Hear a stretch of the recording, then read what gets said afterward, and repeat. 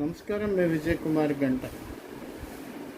ప్రజల మధ్య 3,000కు పైగా 3,500కు పైగా కిలోమీటర్ల పాదయాత్ర చేసి ప్రజలతో మమైకమై అధికారంలోకి వచ్చినటువంటి జగన్ గత 5 ఏళ్లలో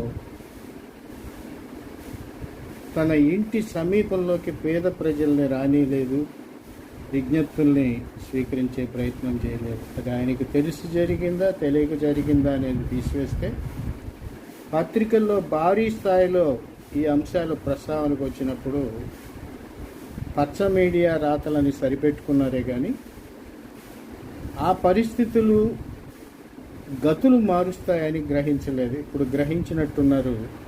తాడేపల్లి ప్యాలెస్ గేట్లు తెరుచుకున్నాయి. ప్రజల మధ్యకి జగన్ వచ్చి వారి విజ్ఞప్తులు వింటున్నారు.